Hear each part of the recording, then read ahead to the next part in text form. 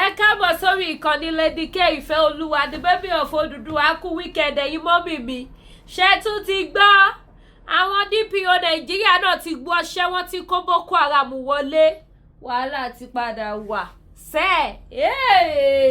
wàhálà ti padà wà ó ti padà di wóró sí wóró ó ti padà di wọ́wọ́wọ́ àwọn DPO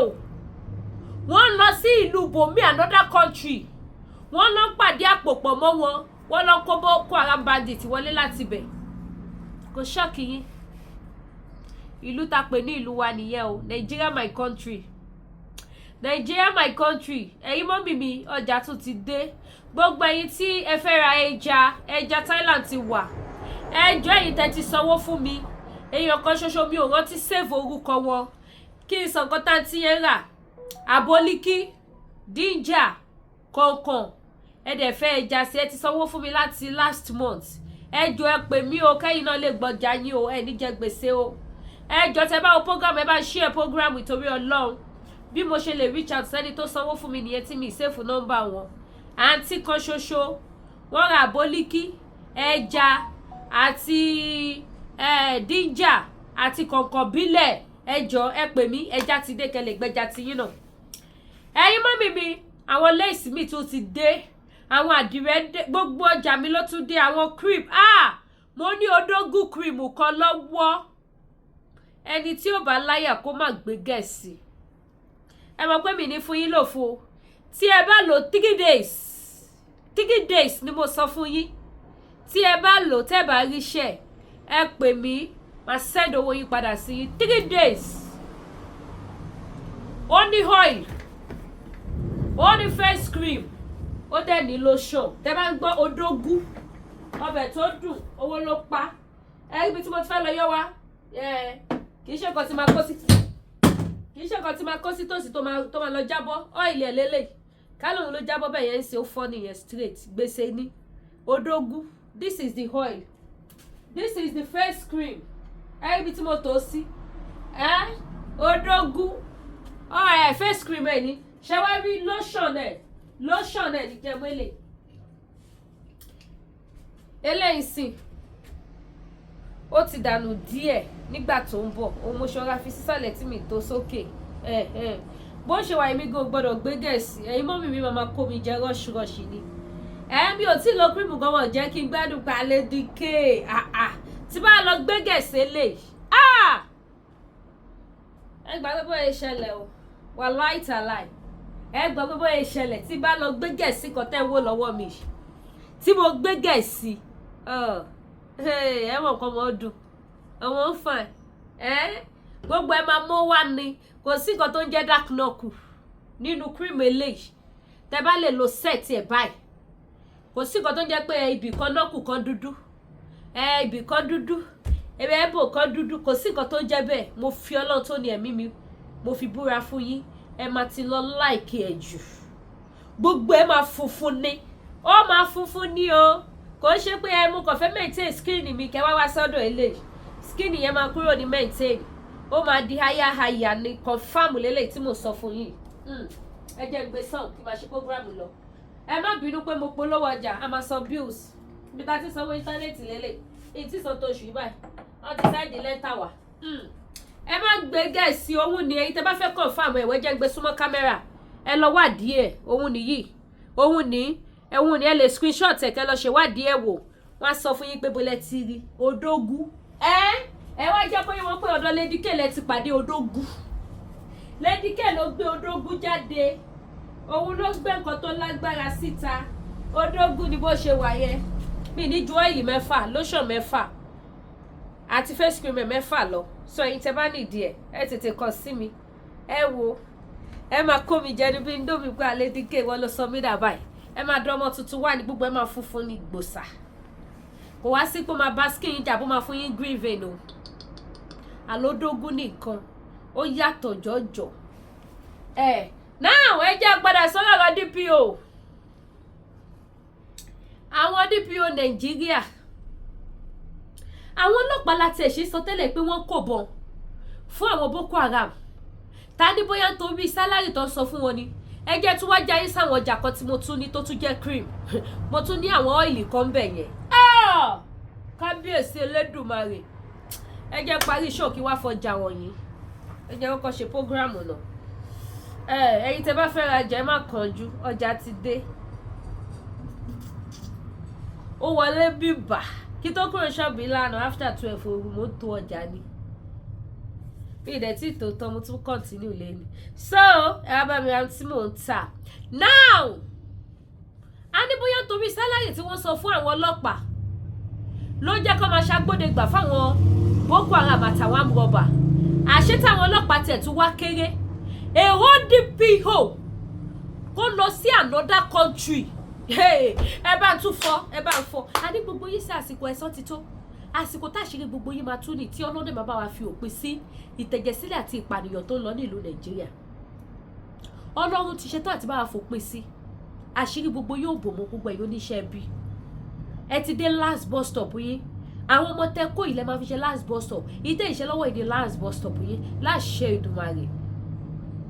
ẹ̀yin màmá mi ẹ̀yin bàbá mi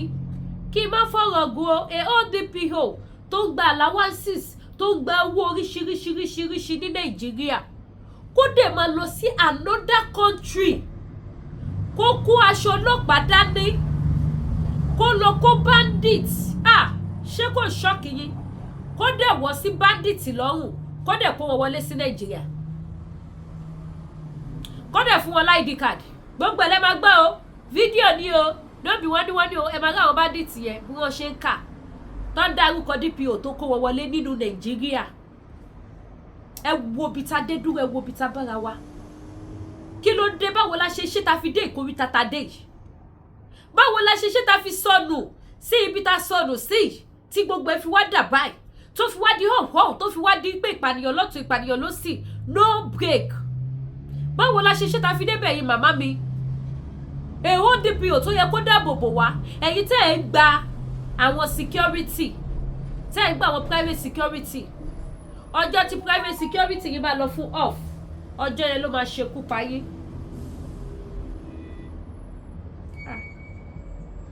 mo bọ̀ mo rí fídíò kan tó wọlé tó sẹ́ẹ̀dì sí mi ìsìn mo fẹ́ confirm ẹ̀. ok àwọn ọjà mi wá o ẹ má wọrí a máa tó ní ìgbín náà ìgbín máa tó dé wow this is good yes kẹ ìgbín gbígbẹ ẹ máa ń jẹ ìgbín àwọn ìgbín tó gbẹ ẹ jẹ́ fún wọn wọ̀nyí ṣẹ́tìrì àwọn ìgbín wa ó ń bọ̀ lọ́nà ṣẹ́tìrì ìgbín ó ń bọ̀ lọ́nà mo ti ní gbogbo òwò nílòwò ní Lady K store ẹ máa jẹ correct ìgbín àwọn ìgbín tó mu ta tó dẹ̀ gbẹ dáadáa ẹ wo bó ṣe gbẹ kábíyèsí o ẹ má wọrí ìgbín ń bọ̀ now ẹ jẹ́ àwọn fídíò DPO inú mi ń dùn báwọn ọjà mi ṣe ń dé gbogbo ẹ̀yin tẹ́lẹ̀ bá mi rajà ojú òní tì í ní mo bojì ọmọ ní bá wọn dológo àná ayé òní mú yín now ẹ jẹ́ ká wo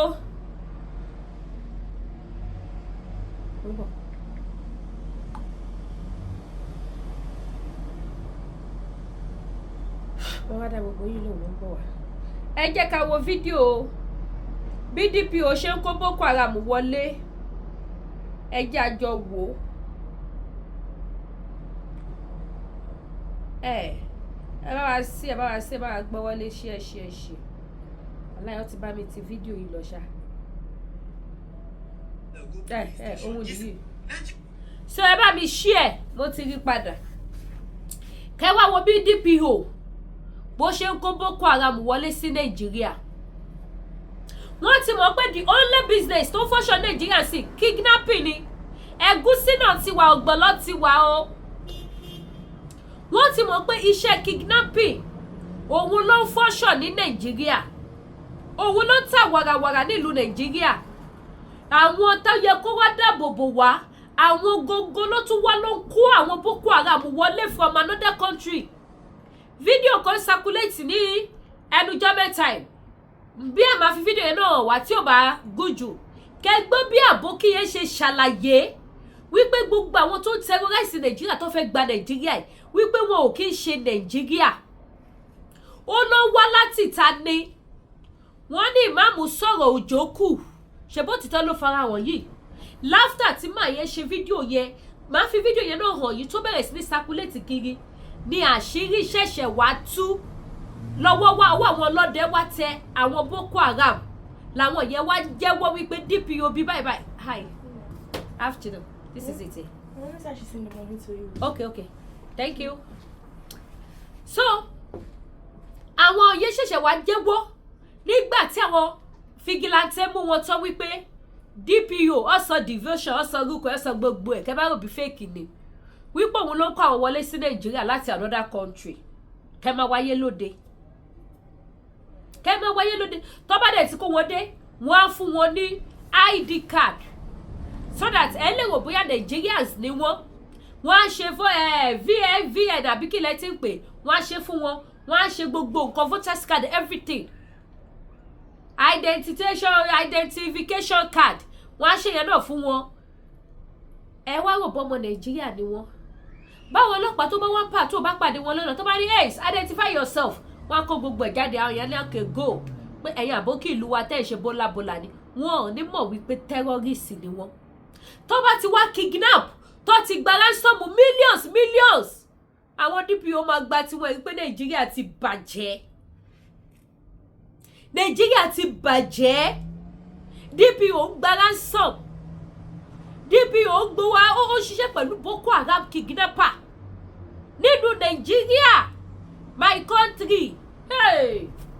Nàìjíríà my country ti dè mọ̀ ẹ jẹ́ àjọ wo fídíò ẹ bá mi share mo fi Elédùmarè bẹ̀ yẹn bá mi like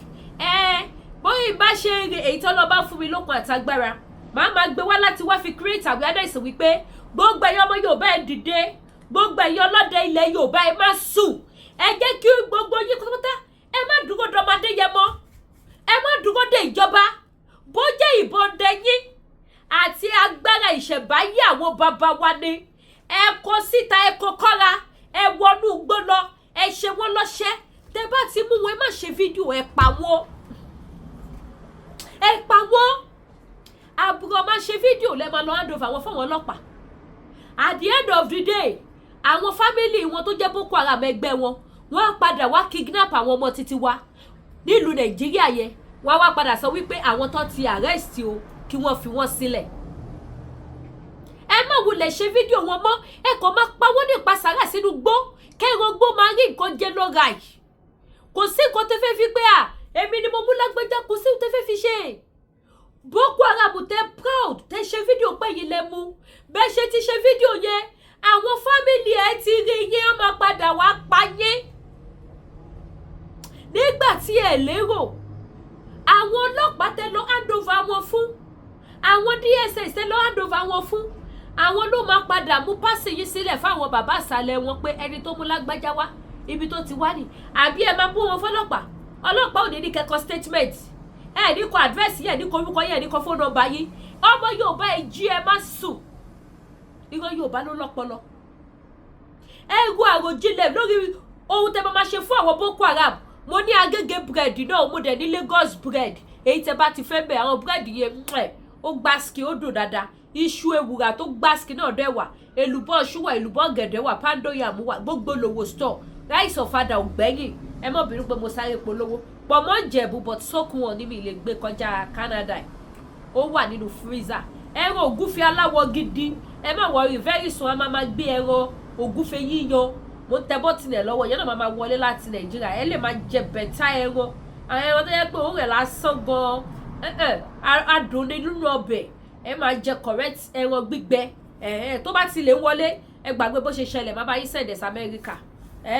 wọ́n bàgbà tí mo sẹ́ẹ̀dì pọ̀ mọ́ gbígbẹ sí Amẹ́ríkà bàbá yìí gbógunfe gbígbẹ wọlé sí Amẹ́ríkà ẹ ṣàjẹ́ ká ṣe kéènì ká máa ṣe lẹ́sẹsẹ ẹ wá rajà kí lè rówó ṣe bísínẹ́sì o ẹ wá rajà kí lè rówó ṣe bísínẹ́sì ẹ ní sórí burúkú o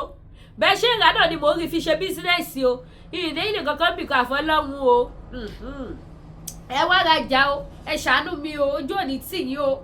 ayé òní bínú yín wọn ní bínú àwọn ọmọ yín o ibi òní dé bá yín o bẹ́ẹ̀ bá ṣe ń rà náà ní mo kó latest tó máa wúlò fún yín ní mo kó wọlé àbí ṣé máa gbé ògúfe gidi bó jẹ́ ẹran àgbò náà dẹ̀ ni màá gbé wọlé tó ti yan tó gbẹ dáadáa tó fine tó yẹ tẹ bá kó sọ́bẹ̀ báyìí pẹ̀lú àwọ̀ ẹ̀ tó ṣe tó neat gidi ẹ̀yin náà wo ìgbín tí mo ṣó yìí bó ṣe fresh ẹni tó máa ṣe yẹn náà ló ṣe ìgbín yẹn náà so ẹ̀yin mọ́mì mi ẹ̀yin dádì mi ẹ wá bá mi rajà ojú òní tìyìn àwọn ọmọ yóò ní ṣàṣetì èrò ọ̀tá ò ní ṣe lórí àwọn ọmọ yín lágbára Ọlọ́run àwọn ọmọ yóò ní ṣubú wọn ní dẹrù ògonu ẹ wá bá mi rajà mi mo fi Elédùmarè bẹ̀yẹ́ dẹ̀ má bá mi share show mi tẹ má bá mi like ẹ má bá mi comment ẹ subscribe sí membership mi ojú òní tìyìn náà ẹ jẹ́ ká wo fídíò DPO ẹ má bínú pẹ́jọ́ mi pọ̀ mo gbọ́dọ̀ polówó ọjà bùkátà pọ̀ lọ́rùn mi ọmọ mẹ́wàá ló bàbá. Make una share this video before they go delete them online. Now it has been proven that some DPOs will bring people from another country to come and be forming bandits because they have seen that bandit is the latest business now in Nigeria. So these people you actually see in front of a screen. Alo tún pè mí. Ẹ jẹ́ pọ̀ sí bí wọ́n fẹ́ rajà ni. Ẹ má bínú. One of the DPO in that Edo state have brought them here in Nigeria, equipped them with some weapons, and they will then challenge them that they are hunters. If not with the help of this vigilante that apprehended them. Just watch 35 with one man to tell you what's actually going on. Huh? Speak English. You don't speak English. You be speak English. Who is speaking? Speak English. Who is speaking Karuna come? Okay. Which person should you mention in name? Ugba DPO. Hey, Karuna come. Okay. Ugba DPO Karuna come. Okay. No problem. Okay. I know that they stay. You know,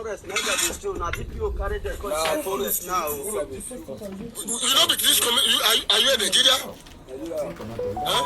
Are you in Nigeria? Why the time you say see your ID card? Bring the ID card. Come. Give me. Call the person when you want to call. This one is small. DPO for what?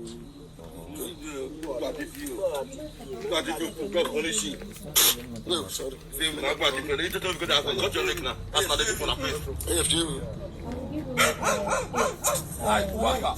What did DPO do? Yes. Are you okay with it? Yeah, video. Yeah. For you. What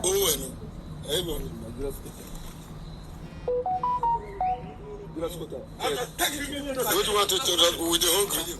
We know what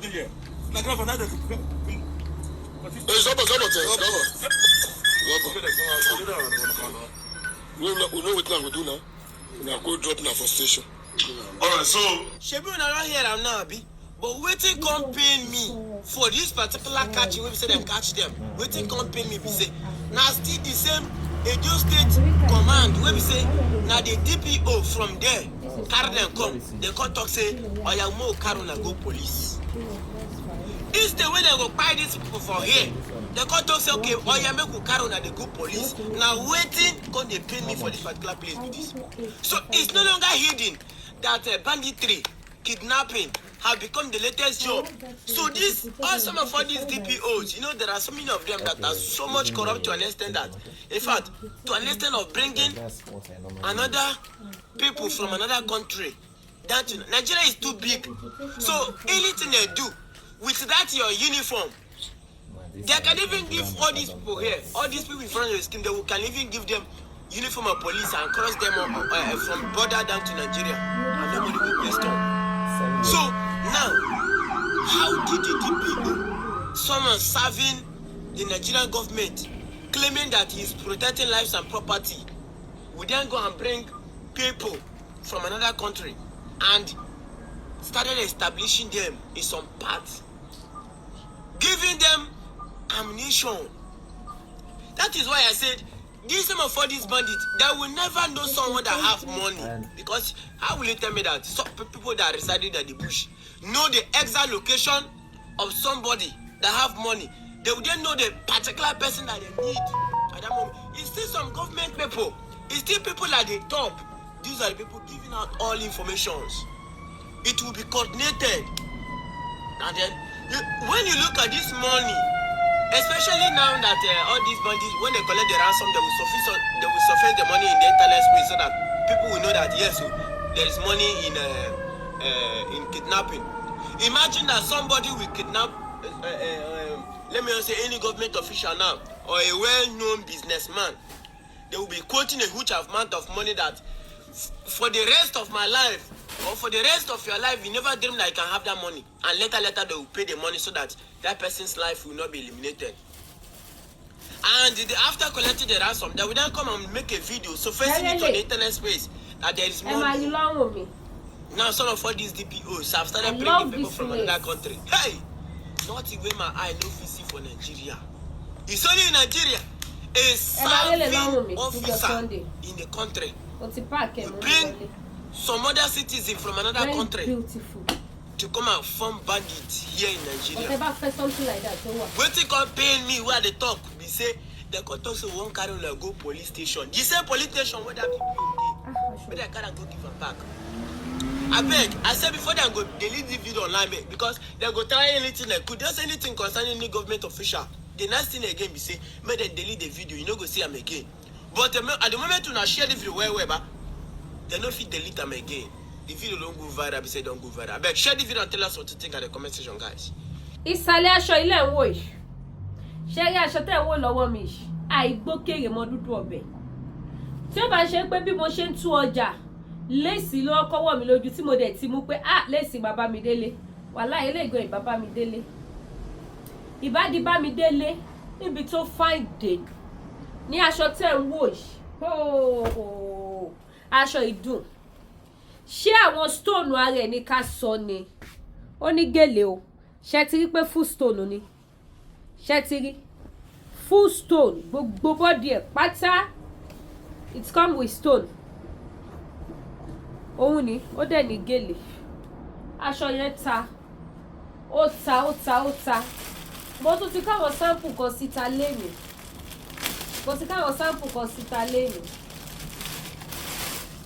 Ẹ wo eléyìí náà.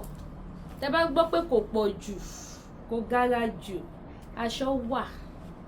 Oh my God. Ẹ̀yin náà kàn tí ọ̀rá wò. Look at this purple. Look at it. Ṣé ẹ̀yin tẹ́ bá like irú lace mi yẹn? Not that type of lace, but mixed color. Maybe 2 color, 3 color. Wọ́n wà. Tó dẹ̀ fine. The same lace, but the colors are different. The same lace ni kì í ṣe lace ọ̀tọ̀ọ̀tọ̀ lọ́jọ́ no. The same lace, different color. So, ó fine gan, tẹ́ bá wọ̀. Ó fine gan. So, èmi náà máa ṣe kíni, máa wọ̀ rú ẹ̀. Ẹ rí aṣọ yìí náà bó ṣe fine. Aṣọ ẹ̀ṣẹ̀ dé. Gbogbo ẹ̀ ló tún ṣẹ̀ṣẹ̀ dé. So, ẹ wá bá mi rajà. Ẹ wá bá mi ra aṣọ. Ẹ wá ra body cream. Gbogbo nǹkan tẹ́ bá ti fẹ́, ó wà available ní Lady K African Store. Gbogbo nǹkan tẹ́ bá ti fẹ́, òun ni mo ní. Ojú ò ní tì yín. Now let's go back to our program. Now, ṣé kò yà yín lẹ́nu nígbà táwọn Fúlàní Boko Haram sọ̀rọ̀? Kò ṣọ́ọ̀kì yín nígbà tí wọ́n jẹ́ kẹ́ mọ̀ wípé àwọn ò ń ṣe ọmọ Nàìjíríà. DPO ló kó àwọn wọ Nàìjíríà. Ó dẹ̀ fún àwọn ní ID card, ìwé ìdánimọ̀ ọmọ orílẹ̀-èdè Nàìjíríà. Ẹ wá sọ fún mi, ṣebí ìgbà tí DPO ti mọ̀ pé president ó lè, governor ó lè, lòun náà ṣe wò wípé anyways àjọ máa jà wọ́n lólè Nàìjíríà ni, ọ̀nà tóun máa gbé tóun gbà ló kàn máa yàtọ̀. Aṣọ ìfàìn gan wàláì àìgbókèrè mọ dídùn ọbẹ̀. Ṣé ti bí ìdá rẹ̀ ní ká sọ ni? Oh my God. Olúwo gbọ́dọ̀ máa torí bó ṣe fàìn kó olúwo ẹ máa káṣọ sílé. Aṣọ mélòó jẹ́ ara mi ń wọ̀? Kí ni bí mo ń lọ? Ká ní mo tún máa ń lọ church nsìn ẹ̀. Ẹ̀yin tẹ́ máa ń lọ church, tẹ́ máa ń lọ meeting, tẹ́ máa ń lọ síbi iṣẹ́, tẹ́ máa ń lọ sí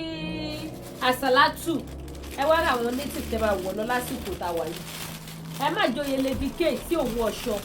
Ọlá pé mi ò níbi tí mo ń lọ ni. Ká ní mo máa lọ àsàlátù àbí lọ síbi iṣẹ́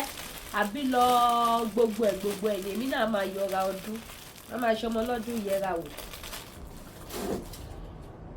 DPO wá sọlẹ̀ di kíni? Ó wá sọlẹ̀ dólè nígbà tó rí wípé yes.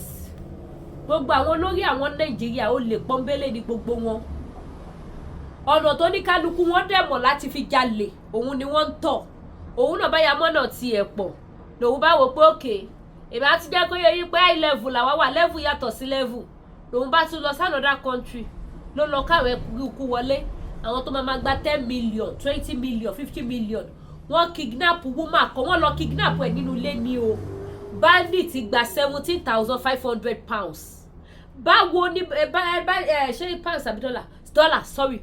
báwo ni bandit ṣe gba dollar wọ́n kọ́kọ́ láwọn fẹ́ gba $20,000 newspaper gbé gbogbo ẹgbẹ́ pé no $60,000 lọ́la àwọn fẹ́ gbà newspaper gbé pé ṣáwọn pípọ̀ ìgbádùn ṣá ẹ ṣe máa lẹ fẹ́ gba dọ́là ọ́ làwọn ò gba náírà $60,000 $60,000 pẹ̀lẹ́pẹ̀ àti gbogbo ẹ̀ wọ́n gba $17,500 dọ́là ní o wọ́n gba náírà o báwo ló ṣe mọ̀ wípé woman yẹn lè provide dọ́là àwọn ẹbí ẹ̀ lè provide dọ́là wọ́n ní tí kulé ò bá pani títa ò lè pani èmi tí mo máa wá sí bíbáyìí tí màá máa ṣépè fún Nigeria politician tí màá máa bú gbogbo wọn tẹ̀mí yẹ́mi òun lẹ ti rí yìí o tí kulé ò bá pani tòde ò lè rí nípa àwọn gọ́ngọ́ngọ́ngọ́ lọ́fọ̀gùn jà wá àwọn gọ́ngọ́ ló rán Boko Haram sí wa wọ́n ló rán kidnapper sáwọn èèyàn gbogbo owó tó láwọn fẹ́ gbà lọ́wọ́ Ṣèyí Mákindé àwọn náà ni wọ́n wà nídìí ẹ̀ gbogbo owó tí Boko Haram terrorist bá gbà lọ́wọ́ àwọn èèyàn àwọn ló wà nídìí ẹ̀ ẹ lọ ṣèwádìí ẹ lọ́wọ́ wọn tí wọ́n bá ní owó tí wọ́n lẹ́bí yẹn tó lè afford the 5 million 10 million ẹ lọ wash ọ máa kó wọn tó máa pọ̀ wọ́n á ní kí ìjọba sanwó wọn wọ́n á ní kí ìjọba kó sanwó wọn tó bá ti kó wọn tó pọ̀ ìjọba ló máa direct ransom wọn sí ìjọba dẹ̀ gbọ́dọ̀ san ọmọ yóò bẹ́ẹ̀ wake up you trust anybody for Naija you die nobody tẹ́ máa gbẹ́mí lé ní Nàìjíríà yẹn apààyàn ní gbogbo wọn pátápátá anybody tó bá ti wà ní inú ètò ìṣèlú àbí ìdáàbòbò orílẹ̀-èdè Nàìjíríà apààyàn ni wọ́n apààyàn tó gbáàsì ìní sọ jù báyìí lọ ẹ bá mi ṣí ẹ ojú òní tì yìí ẹ̀yin ìyá mi ẹ̀yin bàbá mi ẹ bá mi pè wọ́n gbòòrò ayé ẹ wá ra ohun tí mò ń tà ẹ̀yin tẹ́ bá need àwọn oil tẹ́ fẹ́ máa lò maybe for morning or for night pàápàá weather táwa ń sìn weather tó tough ni we all know that ẹ̀yin tẹ́ bá wá need àwọn oil tẹ́ lè lò fún weather ẹ gbá mi láago is available àwọn confirm oil tó gbáàsì àgbákan náà àwọn face soap body soap tó wà òkè wà ẹ̀yin tẹ́ bá kàn fẹ́ maintain skin yín kí skin yín kàn rọra máa glow ẹ̀yin náà pè mí mo ní cream tẹ́ máa lò láti fi maintain just to maintain your skin ẹ ó bẹ́ẹ̀ mi ṣe maintain skin yín sí ẹnùgbà táwọn èèyàn tó bẹ̀rẹ̀ sí ní pè mí lé abẹ́ àgbo pé àlédíkè kọ́lọ̀ yìí ti ń pọ̀jù ó ti ń ṣe bó dẹni tí ò para ojoojúmọ́ mọ́ bó dẹni tí ò para ojoojúmọ́ mọ́ ẹ mọ̀ pé mi máa ń gbọ́ bàbá gbọ́ nǹkan tó lè jẹ́ kí n gbé gẹ̀ sí àwọn odógún yẹn nìyẹn nǹkan tó lè jẹ́ n gbé gẹ̀ sí wọn nìyẹn tí bá gbé gẹ̀ sí wọn mi tẹ̀ nídà tí wá sọ fún yín lórí social media ẹ kàn máa wò sọ nípa Lédíkè ti lọ wẹ̀ ṣé Lédíkè lọ China lọ wẹ̀ ni bẹ́ẹ̀ dẹ̀ ni mi ò kọjá Canada mi so ẹ̀yin tẹ́ bá nídà àwọn nǹkan bẹ́ẹ̀ yẹn ó wà níbí báyìí ẹ̀yin tẹ́ bá tún wá nídìí tí ò tó yẹn bọ̀ táyé àwọn èèyàn bá rí yín báyìí ẹ máa white ẹ máa wà òkè dáadáa ó wà níbí báyìí mo láwọn cream tó wà pa gidi same thing face cream àwọn face cream tó gbáàsì tó mú yes ó wà Lédíkè African store ẹ̀yin tó bá yẹ pé odógún tí mo fi wọ̀ yín yẹn bí àwọn ilẹ̀ nìkan lẹ bá fẹ́ mo lè ta àwọn ilẹ̀ nìkan fún yín ẹ̀yin tó bá yẹ pé face cream ẹ̀ nìkan lẹ fẹ́ mo lè ta fún yín ẹ̀yin tó bá yẹ pé body lotion lásán because body lotion lásán tí bá sọ àṣírí ẹ̀ fún yín Ọlọ́run gbọ́ ẹ̀ ní belief tẹ́ bá gbọ́ pé cream yẹn bó ṣégeṣége ó ń bo mo ti ń rí cream mo gbóṣùbà fún cream yẹn kò sẹ́ mi ì tí ì rí cream ẹlẹ́mìí ẹ̀ Ọlọ́run alàyè gbọ́ ṣebí mo ti fi hàn yín ẹ lọ béèrè ẹ lọ wádìí ẹ̀ mi ì tí ì rẹ́lẹ̀mí ẹ̀ mo gbé fún gidi so àwọn kan tẹ́ bá fẹ́ wà níbí báyìí ẹ̀yin tẹ́ bá nídìí dusty powder náà wà gbogbo cream ló wà níbí kò sí tẹ́ ẹ wá kiri jelly wà tẹ́ bá fẹ́ skinny ó wà tẹ́ bá fẹ́ àwọn ọṣẹ ẹ wo àwọn ọṣẹ nìyẹn àwọn ọṣẹ tó mú yes gidi tó yẹ pé ẹ lo ọṣẹ nìkan lásán kí skin yìí dẹ̀ máa glow ọ̀nà mo fọwọ́ ìsọ̀yà fún yín ọṣẹ lásán ẹ kò máa fi wẹ̀ nígbà tí fi scrub body yín ẹ kò fọṣẹ wẹ̀ lásán kí skin yín wá máa ṣáná wọlé ṣáná wọlé ṣáná wọlé ṣáná wọlé ó wà ń bí confam ni apá àti òṣì ẹ má dẹ̀ tún wá gbàgbé ẹ̀yin tẹ́ sanwó diabetes kò tún ti dé o but òun náà ti wà lọ́nà gbogbo ọjà mi ò tí ì dé tán but mo nígbàgbọ́ ṣá pé as from next week àwọn ọjà tó kù máa dé pẹ̀lú àwọn ẹja oríṣiríṣi míì yàtọ̀ sí Thailand fish tó dé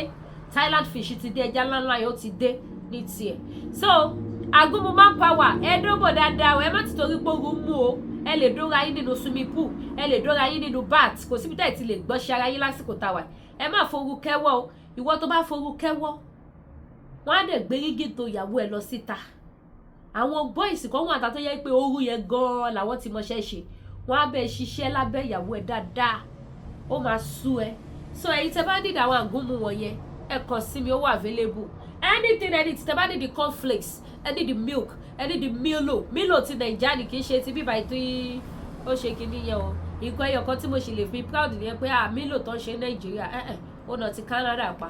I am proud of that one so ẹ̀yin tẹ́ bá need ẹ ó wà níbí sardine ó wà ẹ̀pà ó wà kúlíkúlí ó wà gbogbo nǹkan atare orógbó ẹ̀yin tẹ́ bá need orógbó wà ẹ̀yin tẹ́ bá need alum àdí oyin original gidi ó wà bákan náà díjà wa ti fẹ́ tán ẹ̀yin tó lọ bá ní pé tó ẹ máa jẹ àǹfààní ìwọ̀nba tó kù because tá bá máa gbé díjà yẹn kò kí ń tètè dé díjà ò kí ń tètè dé ó máa ń pẹ́ gan lọ́nà pẹ̀lú bó ṣe jẹ́ pé plane ni máa fi gbé yẹn ó máa ń pẹ́ lọ́nà òun ní ẹ̀yin tẹ́ bá nìdí ẹ kàn sí mi ojú òní tí wà mí ní wáìwátì owó pọ́kú any country máa sẹ́ẹ̀dẹ̀ bóyá bí 4 or 5 ní díjà yẹn tó ṣẹ́kù so bó ṣe jẹ́ nìyẹn yìí tẹ́ bá ti fẹ́ ẹ pé Lady K Ìfẹ́olúwa show the baby of Odùduwà nation mi ò ní wá yín tì ayé ò ní gbọmọ pa lọ́wọ́ yín ẹ ṣé gan mo dúpẹ́ o cream wà o cream wà o cream wà fìlà wà o ẹ̀yin tẹ́ bá nídìí ọtó gèlè náà wà o fìlà lóríṣiríṣi wà ọṣẹ àánú ọṣẹ arọbì ọṣẹ àṣínà ẹ má jókòó tẹtẹrẹtẹ kò ṣe dúró wò you see that one place you go regret am ẹ má jókòó tẹtẹrẹtẹ ẹ jáde sọ̀rọ̀ ara yẹ tọ́jú ara yẹ ọlọ́run ò kọ́ àjò ẹ ṣá má bà ti yàn jẹ́ torí ọlọ́run bọ́ bá ṣẹ̀yìn gan àsìkò tẹ́ bá ń lo iṣẹ́ tẹ́ bá rà látọ̀dọ̀ Lady K gbogbo ẹni tó bá ṣẹ̀yìn yọ́dọ̀ sí kí ṣẹ̀yìn kó lè tètè ṣe kíni kó lè tètè pick ẹ má gbé anybody sọ́kàn ẹ má máa wí ọṣẹ ìṣẹ́gun Lady K kẹ́ ẹ má dárúkọ lágbájá gbọ́dọ̀ kú tàmẹ̀dú gbọ́dọ̀ kú ẹ rántí pé ẹni tẹ́raṣẹ́ lọ́wọ́ ẹlẹ́yinjú àánú ni o ẹlẹ́yinjú àánú ni o ẹ lè má ṣe dá padà kíbi kó padà tó níbi lọ ẹjọ́ kò jù bẹ́ẹ̀ lọ but kì í ṣe bí mo ṣe wọ ẹṣẹ́ yìí ìwọ lágbájá ọmọ lágbájá o gbọ́dọ̀ kú ni o gbọ́dọ̀ ṣe ẹ má ṣe bẹ́ẹ̀ ojú òní tí ẹ ní ṣíṣe àdúrà gbogbo wa dẹ́gbà sọ àwọn òpó ètò àdúrà tẹ́ bá nìdí ẹ kàn sí Lady K Ìfẹ́olúwa show bó dẹ̀ jẹ́ pé àkànmọ́lẹ̀ náà nífẹ̀ẹ́ yẹn mọ́mì tẹ́fẹ́ kan dáàdì tó jẹ́ pé wọ́n fojú rí big yash àti big breast ń ta ó wà available bó dẹ̀ jẹ́ wọlé má lè lọ́mọ náà ni is available ní Lady K supermarket Lady K gbogbo lòwò Lady K international Lady K gbogbo lòwò store is available here ẹni tí ẹ bá ti fẹ́ mo bá ti jẹ́ kọ́ máàndì náà ni dádì tán rìn lọ yẹn tẹ́ fẹ́ kọ́ rìn padà wálé bọ́ ṣe lọ́kọ́ padà bó sì jobìnrin náà ló bá ṣe kí ni tó ń ṣùgbọ́n ọmọge kárí ilé pin kiri ilé tó ti pin lọ tẹ́ fẹ́ kó padà wá ẹsẹ̀ ààrẹ tó fi rìn lọ yẹn náà ni yóò fi padà wá